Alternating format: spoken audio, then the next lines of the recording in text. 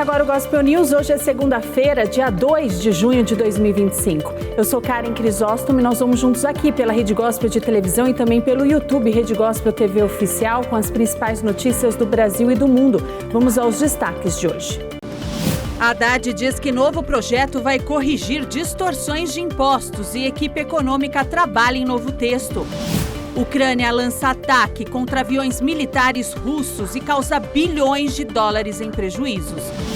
A Rússia propõe cessar fogo de 2 a 3 dias na guerra. Estupros crescem 28% na Grande São Paulo. Flamengo vence e assume a ponta do Brasileirão após derrota do Palmeiras. Essas e outras notícias do Brasil e do mundo, agora no Gospel News. Boa noite.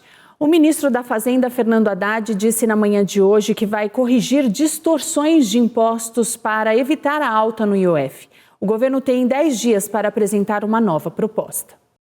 Em maio, o governo anunciou uma elevação no IOF, cobrado sobre diversas operações financeiras, mas começou a recuar no mesmo dia, após reação negativa do mercado. O Congresso começou, nos dias seguintes, a se movimentar para aprovar uma derrubada do decreto presidencial, algo inédito nos últimos 25 anos. O governo negociou com a Câmara e com o Senado prazo de 10 dias para apresentar uma proposta alternativa que substitua parte dos ganhos que seriam obtidos com o novo IOF. Na manhã de hoje, o ministro da Fazenda, Fernando Haddad, disse que a equipe vai corrigir algumas distorções. Segundo Haddad, há uma sintonia do governo com a Câmara e o Senado. E agora a área econômica vai definir os termos de um pacote que será apresentado primeiro a Lula, Mota e Alcolumbre. A Petrobras anunciou hoje que vai reduzir o valor da gasolina para as distribuidoras a partir de amanhã. O preço médio será de R$ 2,85, uma queda de 17 centavos por litro. A decisão da Petrobras vem em meio à tendência de queda nos preços do petróleo no mercado internacional. E o governo federal prepara uma série de campanhas publicitárias para reverter a queda de popularidade. O governo Lula deve abrir o mês de junho com 2 programas na área de energia. Um é a gratuidade de energia para os consumidores de baixa renda, com consumo de até 80 kWh, batizado como Luz do Povo. O outro é o Gás para Todos, que vai ampliar a distribuição de botijões de gás para famílias também de baixa renda. De acordo com o Ministério de Minas e Energia, uma família com 4 pessoas ou mais terá direito a 6 botijões de gás ao ano. O ministro da pasta, Alexandre Silveira, afirmou que os 2 programas estão prontos e não trazem problemas ao orçamento. O foco de ambos os programas são famílias beneficiárias do Bolsa Família e programas sociais. O governo ainda espera ver decolar um 4º programa, o Mais Especialidades, na área da saúde, para engrossar as bandeiras para a defesa da reeleição de Lula em 2026. O Supremo Tribunal Federal vai retomar na próxima quarta-feira o julgamento que pode definir a responsabilização das plataformas digitais e empresas de tecnologia por conteúdos publicados por usuários. O caso começou a ser analisado em dezembro do ano passado, mas foi suspenso por um pedido de vista do ministro André Mendonça, que teve mais prazo para analisar os processos. No Supremo, a expectativa é de que o ministro André Mendonça defenda a ampla liberdade de expressão e abra uma divergência em relação ao ministro Dias Toffoli. Relator de um dos recursos, o ministro Dias Toffoli votou pela inconstitucionalidade do artigo 19. Toffoli defendeu que nos casos de conteúdos ofensivos ou ilícitos, como racismo, as plataformas digitais devem agir a partir do momento que forem notificadas de forma extrajudicial. Ou seja, pela vítima ou seu advogado, sem necessidade de aguardar uma decisão judicial. O ministro defendeu ainda que em situações graves as plataformas devem retirar o conteúdo mesmo sem a notificação extrajudicial. Toffoli entendeu que, se as plataformas digitais deixarem de agir, passam a ser responsabilizadas. Fux defendeu também que serão considerados ilícitos os conteúdos que veiculem discursos de ódio, racismo, pedofilia, incitação à violência, apologia à abolição violenta do Estado Democrático de Direito e apologia a golpe de Estado. Que as plataformas sejam responsabilizadas caso não hajam após notificação extrajudicial e que as empresas criem canais para receber denúncias sob sigilo. O último a votar antes da suspensão do caso, o presidente do STF, Luiz Roberto Barroso, propôs que a responsabilização deve ocorrer quando as empresas deixarem de tomar providências necessárias para remover postagens com teor criminoso. E nesse final de semana, a Lei Geral de Licenciamento Ambiental foi alvo de um protesto em Brasília. Ativistas ambientais e moradores de Brasília realizaram um protesto contra a Lei Geral de Licenciamento Ambiental, recentemente aprovada pelo Senado e que agora vai seguir para a Câmara dos Deputados. O ato, realizado no chamado Eixão da capital federal, reuniu dezenas de pessoas com faixas e cartazes que entoavam frases como devastação não e respeito à natureza. Ao aprovar esse projeto, o Senado ofereceu um salvo-conduto para a devastação, enterrando 40 anos de conquistas socioambientais e avançando nossos compromissos climáticos e ameaçando nossos compromissos climáticos às vésperas da COP30. Todo mundo hoje precisa ser ambientalista, porque se não formos, nós não teremos futuro! O projeto de lei busca padronizar o processo de emissão de licenças ambientais em todo o país e agilizar as aprovações de projetos considerados de baixo impacto ou priorizados pelo governo. Mas grupos ambientalistas alertam que as mudanças propostas podem enfraquecer a fiscalização e a proteção ambiental, especialmente em áreas ecologicamente sensíveis. A relatora do projeto, senadora Tereza Cristina, defendeu a iniciativa, descrevendo o sistema atual como uma selva regulatória composta por mais de 27 mil regras sobrepostas.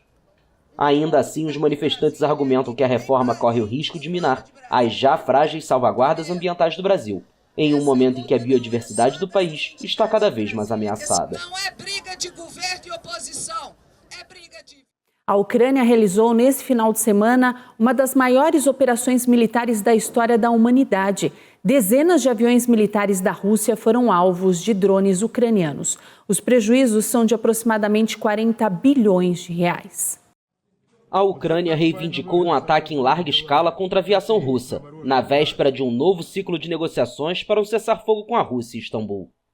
Os serviços de segurança ucranianos afirmaram que os bombardeios com drones provocaram danos que chegaram ao interior do território russo, longe do fronte, e causaram prejuízos estimados em 7 bilhões de dólares, aproximadamente 40 bilhões de reais. Uma fonte listou bases aéreas russas afetadas na Sibéria, no Ártico, perto da Finlândia e a leste de Moscou, gerando perdas reivindicadas de 41 caças russos usados para bombardear cidades ucranianas. O presidente ucraniano Volodymyr Zelensky afirmou que a operação, sob codinome Teia de Aranha, foi a de maior alcance lançada por seu país em território russo, executada após um planejamento de mais de 1 ano e meio. Офіс нашої операції на території Росії. O escritório da nossa operação na Rússia ficava bem ao lado da sede do Serviço Federal de Segurança Russo, em uma de suas regiões. Um total de 117 drones foram usados na operação, e o número correspondente de operadores de drones estava trabalhando. 34% dos porta-aviões de mísseis de cruzeiro estratégicos em suas bases aéreas foram destruídos. 4% стратегічних носіїв крилатих ракет на аеродромах базування. Segundo Zelensky, os agentes envolvidos na preparação do ataque conseguiram sair a tempo do território russo. O Ministério da Defesa de Moscou informou que várias de suas aeronaves militares se incendiaram após o ataque com drones ucranianos e disse que vários suspeitos foram detidos. Em território ucraniano, Kiev anunciou que 12 soldados morreram em um ataque russo contra seu campo de treinamento, o que levou o comandante de suas forças terrestres, Mikhail Drapati, a se demitir. De acordo com as forças aéreas ucranianas, o país foi alvo de 472 drones russos e 7 mísseis durante a noite, um recorde desde o início da invasão. E como resposta, a Rússia fez um bombardeio aéreo na madrugada desta segunda-feira contra a cidade de Zaporizhia, na Ucrânia, e deixou 5 mortos. Autoridades russas disseram também que 162 drones foram derrubados perto da fronteira. Autoridades russas investigam como atos de terrorismo 2 acidentes com trens em Briansk. Pelo menos 7 pessoas morreram após uma ponte ferroviária desabar. E na região de Kursk, condutores de uma locomotiva ficaram feridos após uma outra ponte desabar. 2 pontes desabaram após explosões durante a noite de sábado no sudoeste da Rússia, perto da fronteira com a Ucrânia, deixando pelo menos 7 mortos.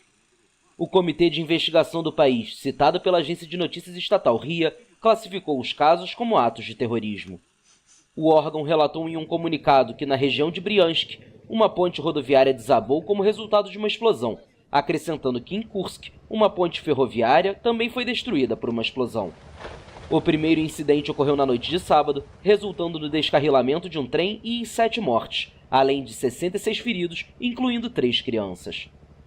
A zona do acidente está localizada a cerca de 100 quilômetros da Ucrânia, onde a Rússia lançou uma invasão em fevereiro de 2022. Até o momento, as autoridades russas não estabeleceram nenhum vínculo com o conflito na Ucrânia e Kiev não comentou oficialmente sobre o colapso das pontes. O governo da região vizinha de Kursk anunciou o desabamento de uma ponte ferroviária, na qual passava uma locomotiva que caiu na rodovia localizada abaixo e pegou fogo. Os condutores ficaram feridos e foram levados para o hospital.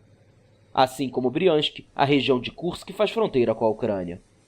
As forças ucranianas tomaram 1.400 km² da região após uma ofensiva surpresa em agosto de 2024, mas a Rússia recuperou o território.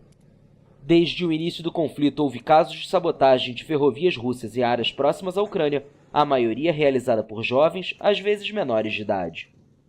Kiev não costuma comentar sobre esses atos em território russo, mas por vezes considera-os como respostas legítimas às ofensivas russas contra sua rede ferroviária.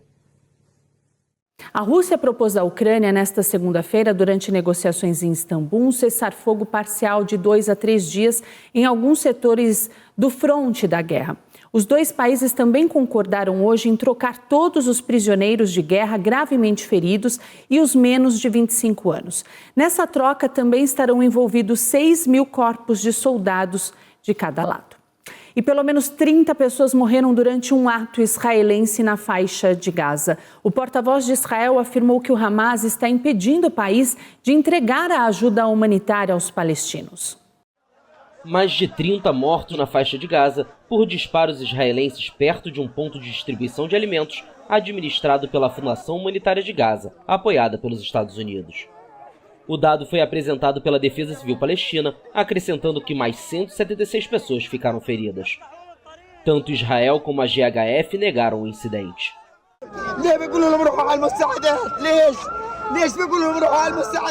Por que mandam eles irem ao posto de atendimento? Por quê? E depois vão lá e os matam. O que estão fazendo conosco é errado, estão mentindo para nós. Meu irmão mais novo foi assassinado. Ele foi buscar ajuda para os filhos e eles o mataram. Por quê? Dizem que é ajuda para o povo e uma causa humanitária. Por que estão fazendo isso?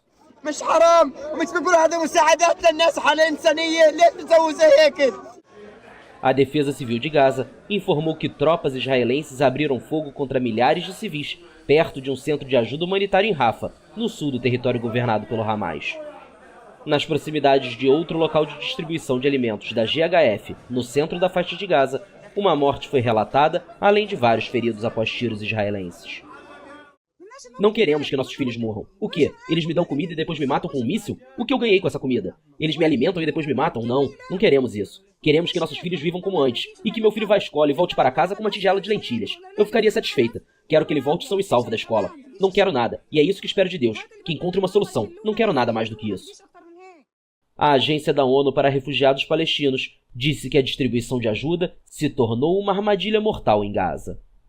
O exército israelense descartou qualquer tiroteio contra civis perto do centro de distribuição após conduzir uma investigação preliminar. E a fundação também negou qualquer incidente neste domingo. O Hamas está fazendo tudo o que pode para nos impedir de fazer isso. Está espalhando boatos, notícias falsas e tentando com crueldade e violência impedir que a população de Gaza chegue a esses centros de distribuição. Israel enfrenta a condenação internacional pela crise humanitária causada pela guerra em Gaza, onde a ONU alertou que a população corre risco de morrer de fome após um bloqueio de ajuda humanitária de mais de 2 meses. Na semana passada foi lançada uma iniciativa de distribuição de ajuda, por meio da recém-criada fundação apoiada por Washington, deixando de lado o sistema liderado pela ONU. A mobilização foi marcada pelo caos durante as entregas e por relatos de baixas causadas por disparos de forças israelenses nas proximidades. Organizações humanitárias internacionais se recusam a participar de operações organizadas pela Fundação Humanitária de Gaza, que usa empresas de segurança americanas para distribuir ajuda. E nesse final de semana, o grupo terrorista Hamas disse que vai libertar 10 reféns vivos em troca de prisioneiros palestinos. o Hamas anunciou ter respondido à proposta de trégua dos Estados Unidos para a faixa de Gaza e acrescentou que o acordo inclui a libertação de 10 reféns vivos sequestrados em seu ataque a Israel em 7 de outubro de 2023. Em um comunicado, o movimento islamista palestino acrescentou que também vão ser entregues 18 corpos em troca de um número acordado de prisioneiros palestinos. O grupo não afirmou explicitamente ter aceitado a versão da proposta recebida na quinta-feira, que supostamente incluía uma cláusula para a libertação de 10 reféns vivos. A Casa Branca já havia anunciado que Israel havia aceitado o documento antes mesmo de ser enviado ao Hamas. O governo israelense alertou na sexta-feira que o movimento palestino deveria aceitar a proposta ou seria aniquilado. Duas fontes próximas às negociações disseram que o acordo envolve uma trégua de 60 dias, potencialmente prorrogável para 70 dias. As fontes detalharam que está prevista a libertação de 5 reféns vivos e 9 corpos em troca de vários prisioneiros palestinos durante a primeira semana, seguida por uma segunda troca na semana seguinte. Dos 251 reféns capturados durante o ataque do Hamas em 7 de outubro de 2023, que desencadeou a guerra, 57 permanecem em Gaza, incluindo 34 que o exército israelense afirma estarem mortos. O número de vítimas em território israelense foi de 1.218 pessoas. Do outro lado, o Ministério da Saúde de Gaza contabiliza 54.381 mortos na guerra, a maioria civis, e mais de 4 mil deles desde a retomada das operações israelenses em 18 de março. O FBI investiga um ataque contra uma manifestação pró-Israel no estado americano do Colorado. 8 pessoas ficaram feridas. 8 pessoas ficaram feridas quando um homem usou um lança-chamas improvisado para atacar um grupo de manifestantes no estado americano do Colorado, que exigia a libertação dos reféns israelenses em Gaza. As vítimas têm entre 67 e 88 anos e pelo menos uma ficou ferida com gravidade. O FBI classificou o ato na cidade de Boulder como um ataque terrorista direcionado e identificou o suposto autor, que foi detido, como Mohamed Sabri Soliman, de 45 anos, sem revelar mais detalhes. Testemunhas afirmaram que o homem gritou "Palestina livre". A polícia local expressou cautela ao comentar a motivação do ataque. A Liga Antidifamação, um grupo ativista judaico, informou no X que o ataque ocorreu durante o evento Run for Their Lives, um encontro semanal pacífico da comunidade judaica em apoio aos reféns tomados durante o ataque do grupo islamista Hamas contra Israel em 7 de outubro de 2023, que desencadeou a guerra em Gaza.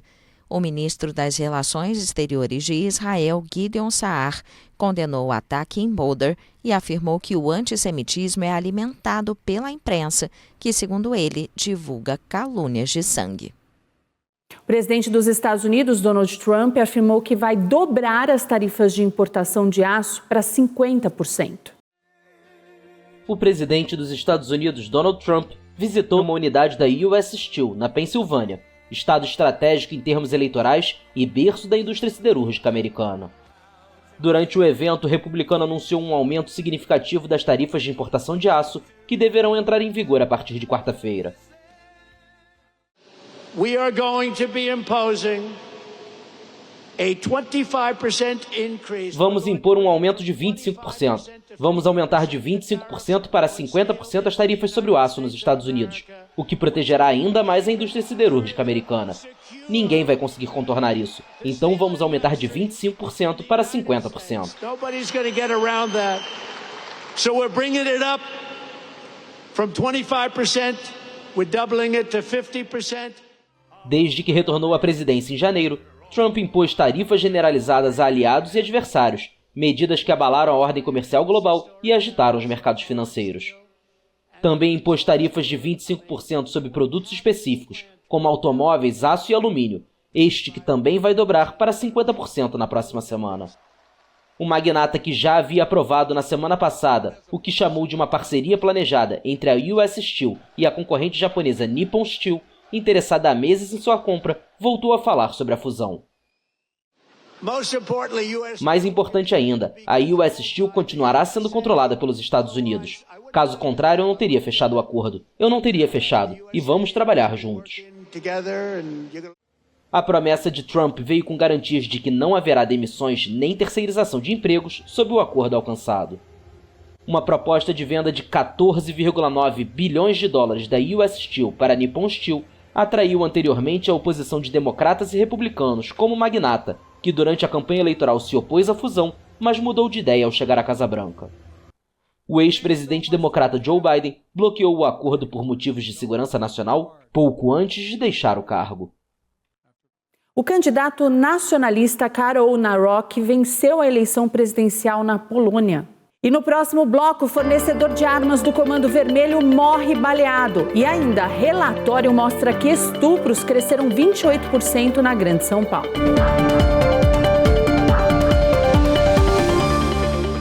O traficante Felipe da Silva Gregório, conhecido como Professor, morreu na noite de ontem. Segundo a Polícia Civil, ele era um dos chefes da alta cúpula do Comando Vermelho e foi encontrado com um tiro na cabeça.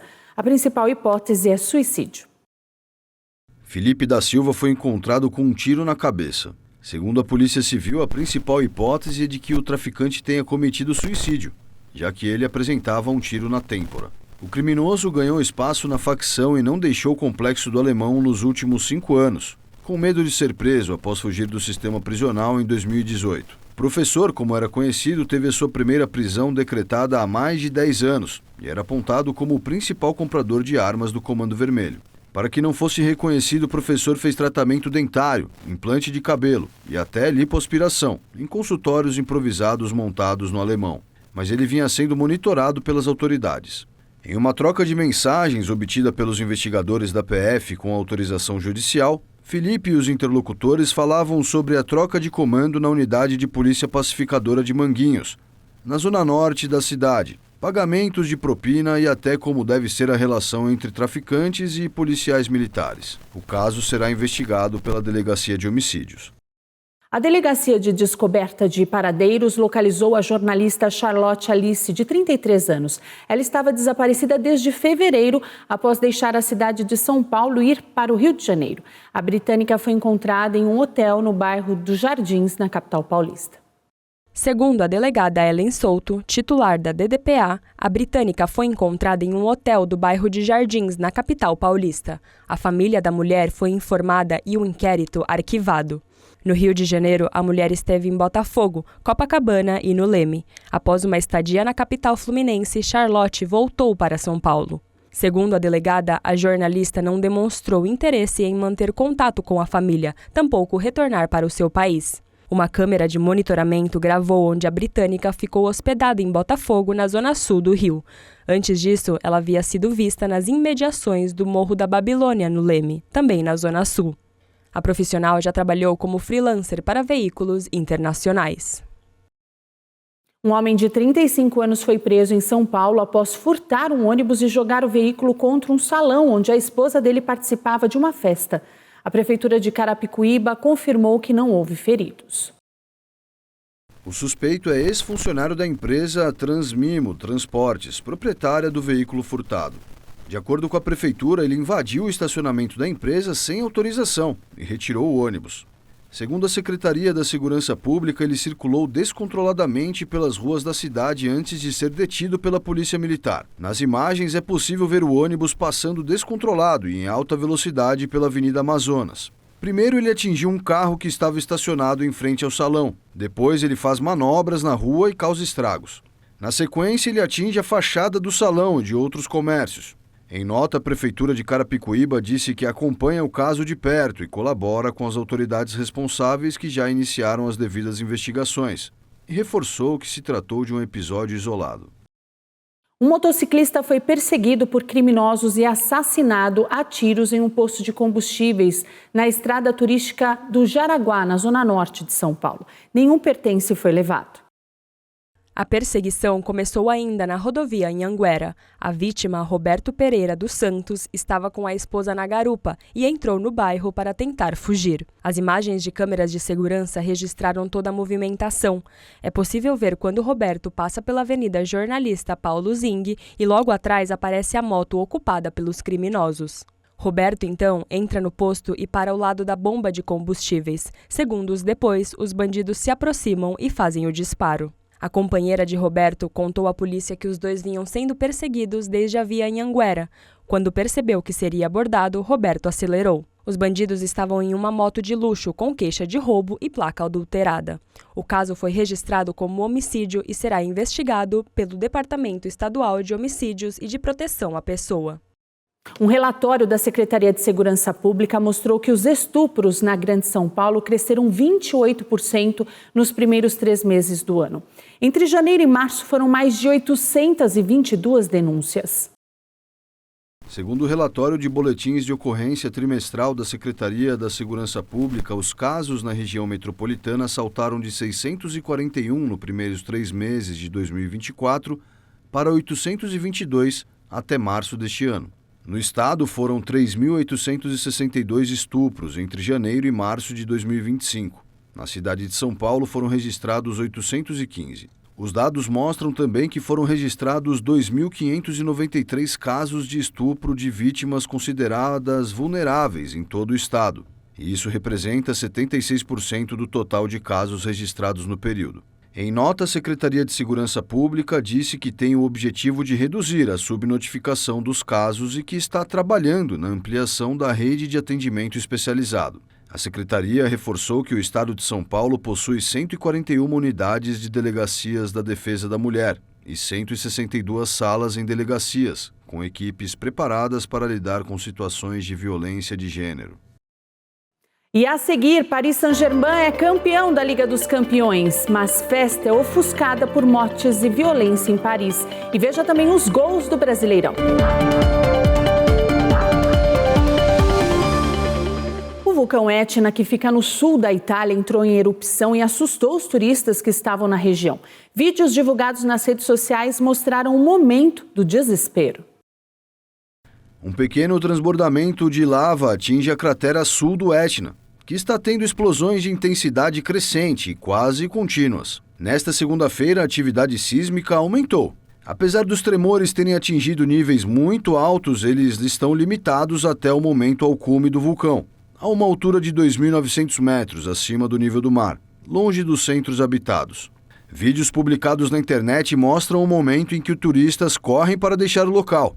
O Instituto Nacional de Geofísica e Vulcanologia do Observatório do Etna atualizou o alerta de aviação para o nível mais alto, o vermelho, por causa das altas nuvens de cinzas e fumaça que o vulcão está soltando. Um caminhão com milhões de abelhas tombou em uma estrada no estado de Washington, nos Estados Unidos. O veículo transportava mais de 30 toneladas de colmeias comerciais, com cerca de 14 milhões de insetos, quando não conseguiu fazer uma curva fechada. Equipes de emergência, especialistas em abelhas e mais de 20 apicultores da região se mobilizaram rapidamente para tentar recuperar os enxames. O misterioso artista de rua Banksy voltou a aparecer com um grafite de um farol em uma rua na cidade francesa de Marselha. Os moradores de Marseille acordaram com um presente estampado na cidade francesa. Na rua Félix Frégier, perto da Praia dos Catalães, uma obra do misterioso artista urbano Banksy passou a compor o cenário local. A autoria foi reconhecida em uma publicação nas suas redes sociais. O que parece ser a sombra de um poste de proteção se transformou em um farol, acompanhado da frase "Quero ser o que você viu em mim".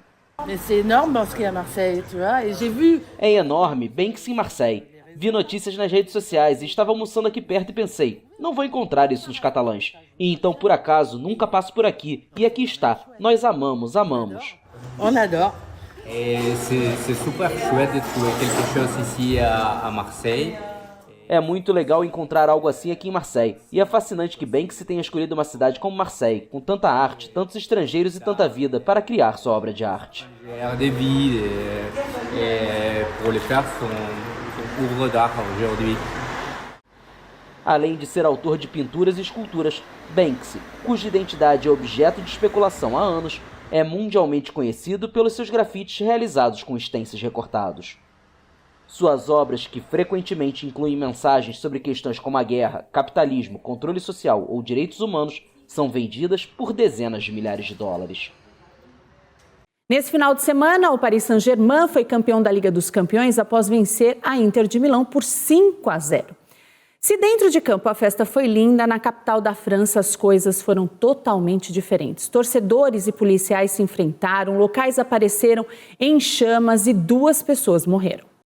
A vitória histórica do Paris Saint-Germain sobre a Inter de Milão na final da Liga dos Campeões, por 5-0 em Munique, garantiu o título inédito e há muito aguardado. Na capital francesa, a comemoração se espalhou pela cidade, com diversos incidentes registrados, a maioria na famosa Avenida Champs-Élysées, que foi fechada ao tráfego. A bola ainda estava rolando quando a polícia e torcedores entraram em confronto, com o uso de bombas de gás lacrimogêneo e canhões d'água para dispersar a multidão que acompanhava o jogo. Antes mesmo da intervenção policial, uma loja de calçados esportivos foi saqueada. Outros locais emblemáticos, como a Praça da Bastilha e os arredores do Parque dos Príncipes, o estádio do novo campeão da Europa, também foram tomados por torcedores. Pelo menos uma pessoa morreu na capital e outra na cidade de Dax, além de um acidente rodoviário em Grenoble e um policial atingido por um artefato explosivo em Coutances. O Ministério do Interior informou que 559 pessoas foram detidas, 491 em Paris e 320 estão sob custódia policial, 254 delas na capital. A fonte acrescentou que ao longo da noite, 22 membros das forças de segurança ficaram feridos, 18 em Paris. 7 bombeiros também foram feridos, assim como 192 manifestantes. Segundo um balanço provisório, o Ministério contabilizou 692 incêndios, 264 deles de veículos. Apesar dos mais de 5.000 policiais e gendarmes mobilizados em Paris e nos subúrbios vizinhos, foram registrados saques, destruição de mobiliário urbano, vitrines destruídas e queima de bicicletas de aluguel. Neste domingo, o time campeão europeu vai desfilar em ônibus aberto em uma parada da vitória. As autoridades preveem um público de mais de 100.000 pessoas acompanhando a passagem dos jogadores e advertiram que não serão tolerados excessos nas celebrações. E os times brasileiros já sabem os adversários das oitavas de final da Copa Libertadores da América. O São Paulo vai jogar contra o Atlético Nacional da Colômbia. O Botafogo vai enfrentar a LDU de Quito e o Palmeiras vai pegar o Universitário do Peru. O Fortaleza joga contra o Vélez da Argentina, mas o grande jogo será mesmo entre Internacional e Flamengo. A final do torneio deste ano será em Lima, no Peru, no dia 29 de novembro. E nesse final de semana teve Brasileirão, o Palmeiras perdeu para o Cruzeiro e viu a ponta da tabela ser tomada pelo Flamengo. O São Paulo Futebol Clube definitivamente não vive um bom início de campeonato. O time foi até a Bahia enfrentar o Bahia de Rogério Ceni e viu um time muito organizado desde os minutos iniciais. Mas os gols só saíram no segundo tempo. William José abriu o placar aos 8 minutos da etapa final. 20 minutos mais tarde, ele ampliou para os donos da casa. No final da partida, o árbitro marcou o pênalti para o tricolor e Luciano converteu. Placar final, 2-1 Bahia. O Vasco da Gama perdeu em casa para o Bragantino. Guilherme Lopes fez o primeiro logo aos 2 minutos de jogo. Ainda no primeiro tempo, Isidro Pita fez o segundo, 2-0 Bragantino. O Mirassol venceu o Sport Recife por 1-0. O gol foi marcado por Reinaldo de pênalti. O Grêmio venceu o Juventude por 2-0. Bright White fez o primeiro de pênalti. Ainda na primeira etapa, Christian Oliveira deu números finais para a partida. O Santos perdeu para o Botafogo na Vila Belmiro após uma tarde infeliz de Neymar. O atacante acabou sendo expulso e prejudicou o time dentro de campo. O gol dos cariocas foi de Arthur Vitor, já no finalzinho da partida. O Flamengo goleou o Fortaleza por 5-0. Arrascaeta fez o primeiro. Everton Araújo o segundo. Luiz Araújo fez o terceiro. Michael anotou o quarto. E Luiz Araújo fez o quinto e fechou o marcador. O Atlético Mineiro venceu o Ceará fora de casa com um golaço de Rony. O Cruzeiro venceu o Palmeiras por 2-1 e assumiu a vice-liderança do campeonato. Antes dos 5 minutos de partida, a Raposa já estava ganhando por 2-0. Caio Jorge fez o primeiro aos 2 minutos e aos 4 minutos ele fez mais um. O Palmeiras descontou somente no final da partida com o Alan. Com essa derrota, o Palmeiras caiu para a 4ª colocação do Campeonato Brasileiro. O Fluminense venceu o Internacional por 2-0 lá no Sul. Kevin Serna abriu o placar aos 11 minutos. E Paulo Baia fez o segundo na etapa final. Corinthians e Vitória ficaram no empate, sem gols, na Neoquímica Arena. E o Gospel News desta segunda-feira fica por aqui. Eu desejo a todos vocês uma ótima noite. Amanhã, a partir das 7, nós estamos de volta com as principais notícias do Brasil e do mundo. E até lá, você fica muito bem informado acessando no YouTube TV Rede Gospel Oficial. Uma boa noite para vocês e até lá.